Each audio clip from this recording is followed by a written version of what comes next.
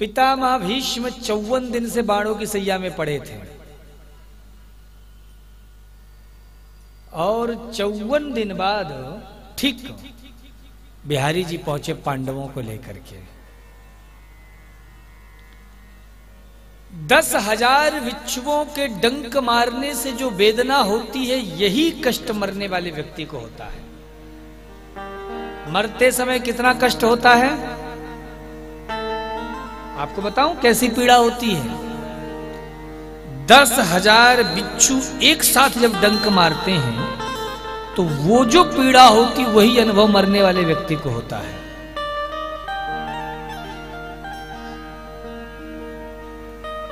और पितामह भीष्म पल पल मर रहे हैं। शरीर से रक्त का एक एक कतरा कतरा बह चुका है। बाणों की सैया बनी हुई है और उसमें भीष्म पड़े हैं। इच्छा मृत्यु का वरदान है तो मर क्यों नहीं रहे? अरे कैसे मर जाऊं? क्योंकि वो बंसी वाला अभी तक नहीं आया। तो मुरली वाला आए तो प्राण छूटे।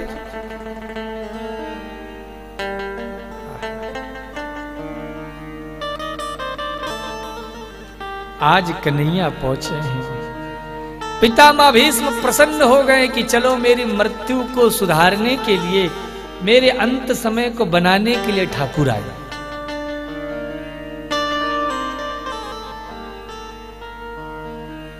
जन्म जन्म मुनि जतन कराही, अंत राम कही आवत नाही। अंत राम कही आवत नाही।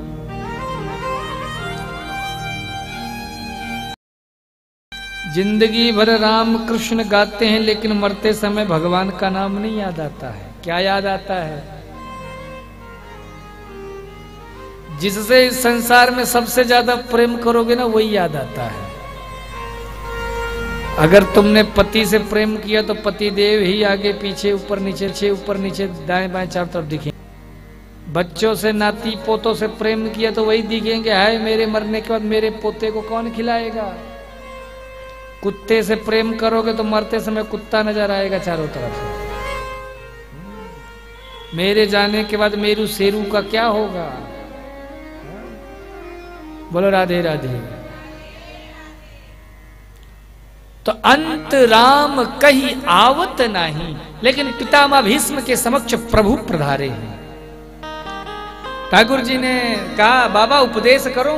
कल आपने को मैंने बताई थी उपदेश के विषय में। सीधा प्रश्न था दान धर्मान राज धर्मान मोक्ष धर्मान विभागशः।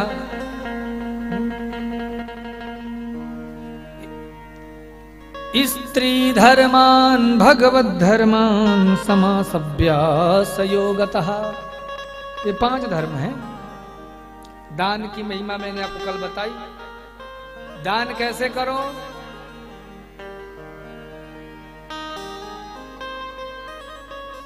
कल बताई थी ना, भूल गए? दान की बात आते सब दिमाग से सब बातें डिलीट है। भैया दान ऐसे करो कि उस दान का अभिमान ना हो। हमने दिया तो दान की महिमा खत्म। पर भैया कलयुगी लोग हैं, जब तक क्रेडिट ना मिले तब तक जेब से 2 रुपया भी निकलता नहीं। आजकल मंदिर में या आश्रम में गौशाला में पंखा भी दान देते हैं ना, तो पंखा के तीनों पंखी में बाप दादा परदादा पूरे खानदान का नाम लिखा होता है। अभी जितने भी बाबा पर बाबा हैं सबको पंखे में लटका देते हैं। कोई गया बटन दबाया तो पंखे में साथ नाच रहे हैं और मनी मन गाली दे रहे हैं अपने पोते को। कहां से ऐसा नालायक पोता पैदा किया? कुछ जगह नहीं मिली तो पंखे में ही लटका के चला गया।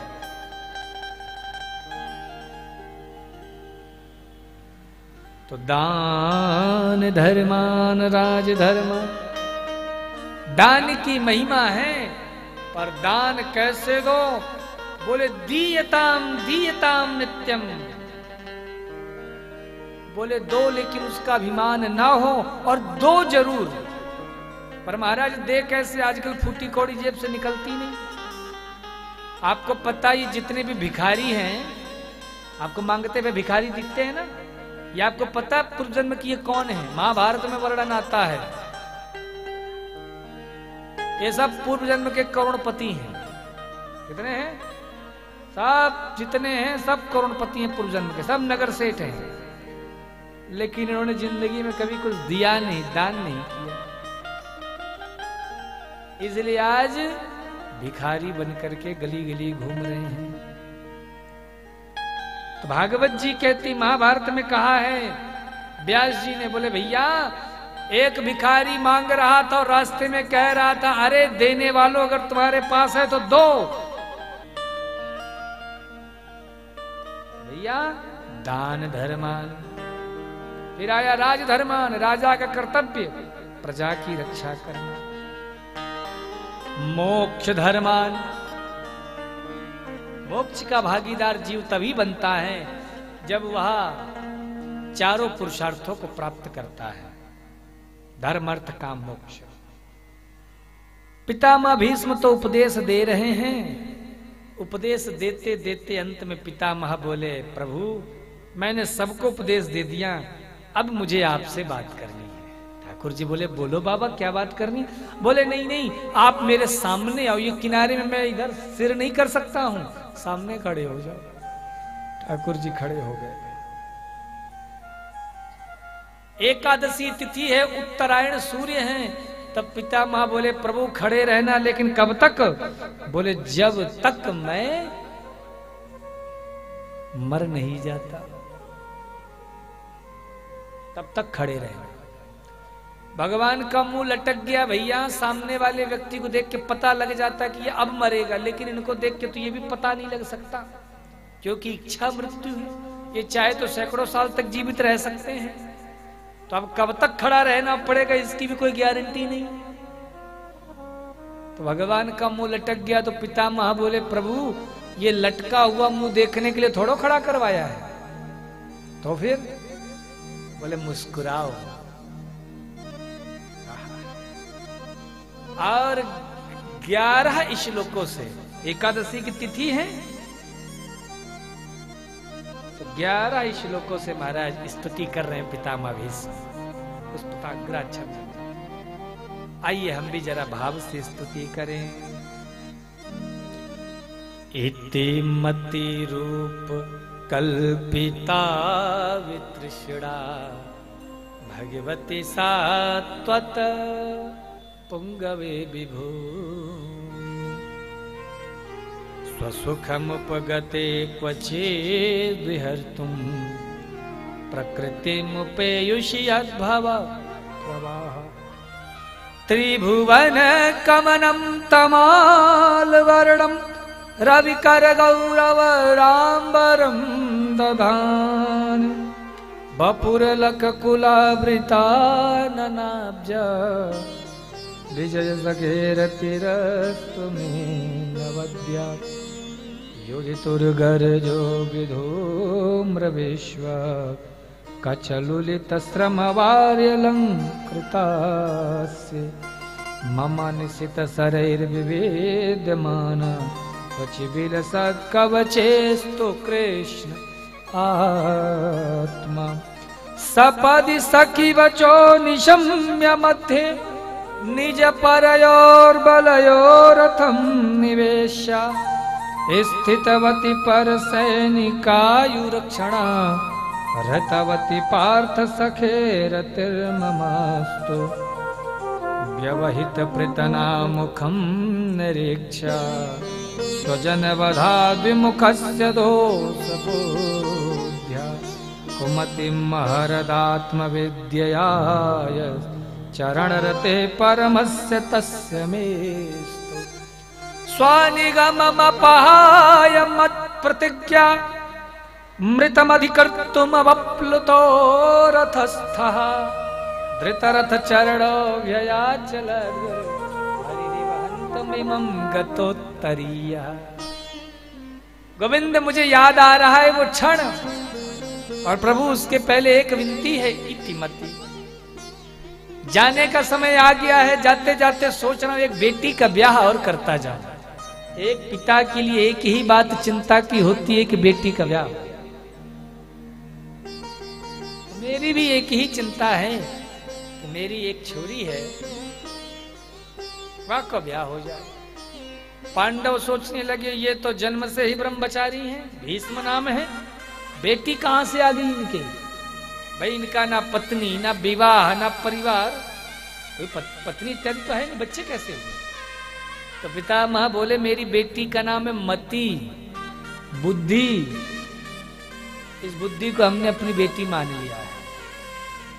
तो क्या है, ब्याह नहीं हो रहा? बोले महाराज पूछो मत, बड़े रिश्ते देखें।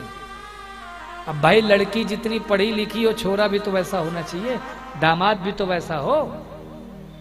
तो तुम्हारी बेटी कुछ ज्यादा ही पढ़ी लिखी है। बोले महाराज पूछो मत, क्या डिग्री है? इतिमति रूप कल्पिता वितृष्णा। प्रभु ये जो मेरी बुद्धि है पुत्री, इसमें कोई तृष्णा नहीं है। किसी में पुत्रेषणा होती है, किसी में धनेषणा होती है, किसी में राजेषणा होती है, लेकिन मेरी बुद्धि में वितृष्णा, कोई तृष्णा नहीं है। तो क्या करना चाहते हो? बोले बहुत दिनों तक बर ढूंढा, लेकिन आज आपको देख के मन कर रहा है कि इसका ब्याह मैं आप ही से कर दूं। प्रभु ये जो मेरी बुद्धि है ये आपके चरणों में अटक जाए, मैं आपके चरणों में समर्पित कर रहा हूं, इसे स्वीकार करो प्रभु। ठीक है प्रभु, मुझे याद है वो महाभारत का क्षण, आपने कहा था ना कि मैं युद्ध में अस्त्र शस्त्र नहीं उठाऊंगा, एक तरफ मैं रहूंगा एक तरफ मेरी सेना रहेगी। लेकिन प्रभु आप जब महाभारत के युद्ध में पहुंचे और अर्जुन ने ज्यों देखा कि चाचा मामा काका फूफा नाना दादा बाबा परबाबा सब आज सामने खड़े हैं विरोध में, और इन सब से मुझे युद्ध करना है, तो अर्जुन डर गया। बोले अपने कुटुंबी जनों को क्या मारूं? तो धर्म से विमुख होकर गांडीव नीचे धरकर रथ के पृष्ठभाग में बैठ गया। और प्रभु उस समय आपने गीता जैसा महान ज्ञान दे दिया। अरे भैया सामने आप जैसी महाराज माताएं हों, बढ़िया गद्दा, बढ़िया बिस्तर, बढ़िया सुंदर तखत मिला हो, बढ़िया सामने माइक हो, चारों तरफ चकाचक व्यवस्था, उस समय 3 घंटे क्या 30 घंटे भी अगर कथा की जाए तो बड़ी बात नहीं है। लेकिन जब महाभारत का युद्ध हो रहा हो, आमने सामने 18 अक्षौहिणी सेना धनुष बाण गदा इत्यादि लेकर खड़ी है एक दूसरे को जान से मारने के लिए, सब एक दूसरे के खून के प्यासे हैं, और ना जाने कौन सा तीर छाती की आर से पार चला जाए। उस समय गीता जैसा ज्ञान कोई अगर दे सकता है तो वो केवल हमारे गोविंद, हमारे भगवान श्री कृष्ण। किसी के ताकत नहीं है ऐसी स्थिति में ज्ञान देना। और उस समय प्रभु जब युद्ध के लिए सामने तत्पर हुआ अर्जुन, तो मैंने देखा था प्रभु अर्जुन सबको देख रहा है, क्यों कि मुझे किससे किससे लड़ना है। लेकिन प्रभु आप तो सारथी थे, आप क्यों सबको टुकुर टुकुर देख रहे थे? मुझे पता है क्यों देख रहे थे। बोले प्रभु आपने सबकी ओर दृष्टि डालकर आयु क्षणा, सबकी उम्र आपने छीन, सबकी आयु का आपने हरण कर लिया।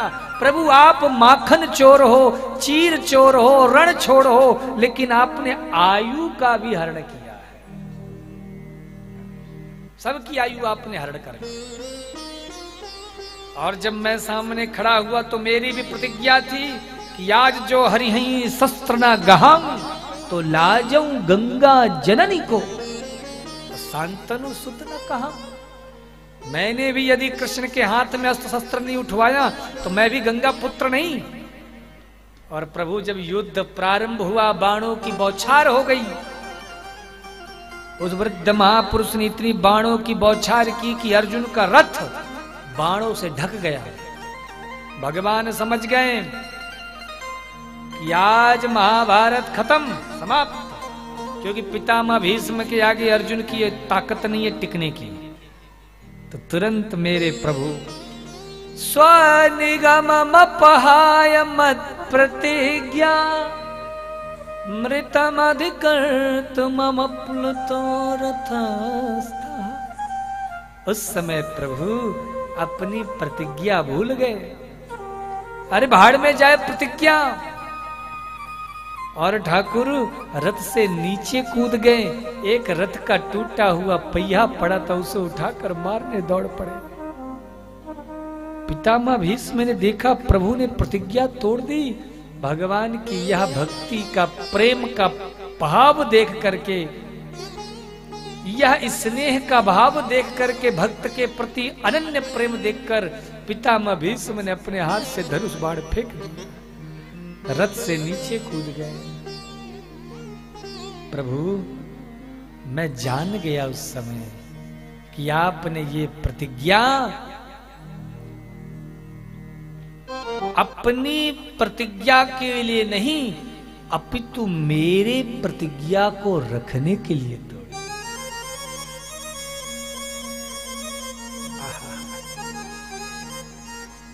प्रबल प्रेम के पाले पड़कर प्रभु को नियम बदलते देखा। अपना मान टले टल जाए, पर भक्ति का मान न टलते देखा। भगवान ने अपनी प्रतिज्ञा तोड़ दी।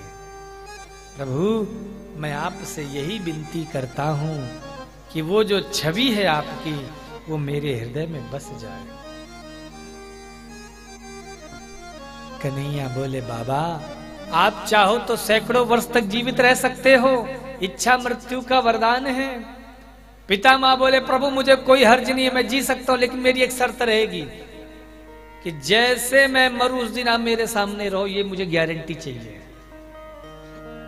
देते हो गारंटी? अगर ये गारंटी देते हो तो मैं आज अपने मरने का विचार त्याग देता हूं। बोले प्रभु ने कहा नहीं, ये गारंटी तो मैं नहीं दे सकता। ये मौका तो आज ही तुम्हें मिला है कि तुम मरना चाहते हो और मैं तुम्हारे सामने खड़ा हूं। आगे मैं तुम्हें दर्शन दूंगा कि नहीं दूंगा इसकी गारंटी नहीं है। बोले प्रभु जब आप इसकी गारंटी नहीं दे रहे हो तो भला इतनी सुंदर मृत्यु में कैसे त्याग दूं? तुम्हारी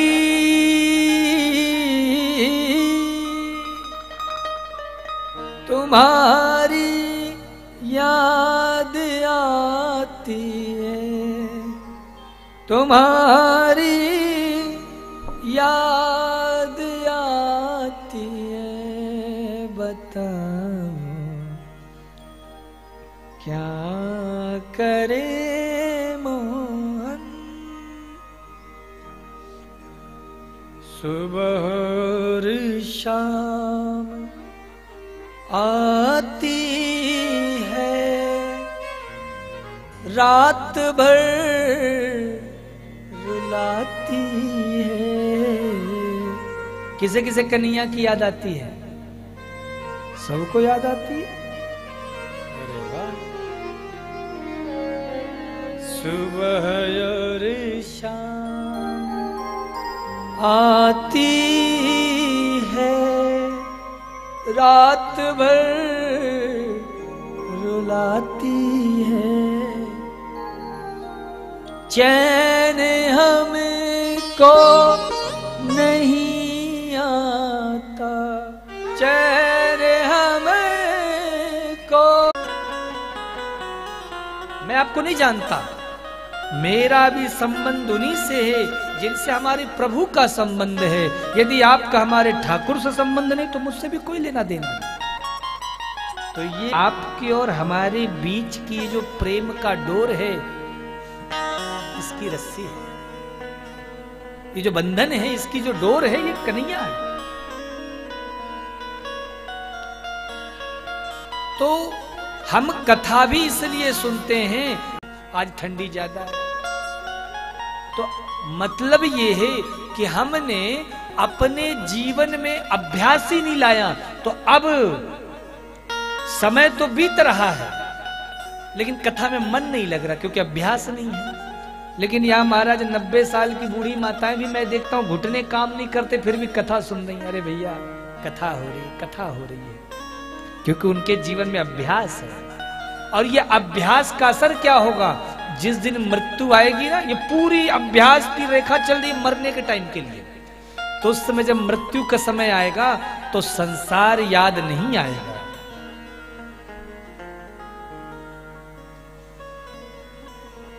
उस समय संसार याद नहीं आएगा। उस समय क्या याद आएगा? वही भगवान की कथा। ये जो आप कथा सुन रहे हो ना, उस समय याद आएगा, अरे चित्रकूट वाले महाराज जी आए थे ना एक बार, अपन वो जनवरी के टाइम में, महीने में बड़ी कड़ाके की ठंडी थी उस महीने, भाई हम तो कथा सुनने गए थे। तब महाराज जी ने कहा था, जब मरने का समय आए तो गोविंद का नाम ले लो। तो आपको ना दुकान की याद आएगी, ना मकान की याद आएगी, ना नाती पोतों की याद आएगी। किसकी याद आएगी? ठाकुर की याद आएगी। ये कथा का प्रभाव है। इसीलिए कहा करता हूं कि आप लोग कथा में आ तो बहुत अच्छी बात है, लेकिन अपने बच्चों को, नाती पोतों को, बहुओं को, इनको भी पकड़ के लाओ कथा। अच्छा, यहां पे कितनी ऐसी माताएं हैं जो सास और बहू दोनों कथा में आई हो? कोई है ऐसे यहाँ पे भक्त लोग? या तो बहू आई है या सास आई है। अच्छा, कितनी यहाँ पे ऐसी जिनकी सास है? हाथ ऊपर करके बताओ। सास जिनकी जिंदा हो भाई, है ना? और कितनी ऐसी माताएं हैं जिनकी बहुएं आ चुकी हैं, जिनके बहुएं आ गई हों। आपकी बहू आ गई, आपकी भी आ गई बहू, और आप लोग की भी आई है। आपकी भी आई है, मेरी बहू आ गई, 2 बहू हैं आपकी। और इधर देखो महाराज, लेकिन आई हैं कथा में, या तो खुद आ गई, नहीं तो महाराज कहीं की बहू आ गई। मुझे वो परिवार बहुत अच्छा लगता है जिस परिवार की महाराज सास और बहू दोनों कथा में। सत्य मानो, जिस घर की सास और बहू दोनों कथा में आती हैं, वो घर में सचमुच में ठाकुर जी की कृपा है। तो अभी मुझे लगता है करावल नगर की माताओं पर कृपा कम बरस रही है ना? अब देखो 7 दिन में शायद कृपा बरसने लग जाए। बोलो राधे राधे, और प्रेम से बोलो। तो पितामह भीष्म ने महाराज ठाकुर जी को देखते देखते अपने 5 भौतिक शरीर का परित्याग कर वैकुंठ को प्रस्थान कर जाते हैं।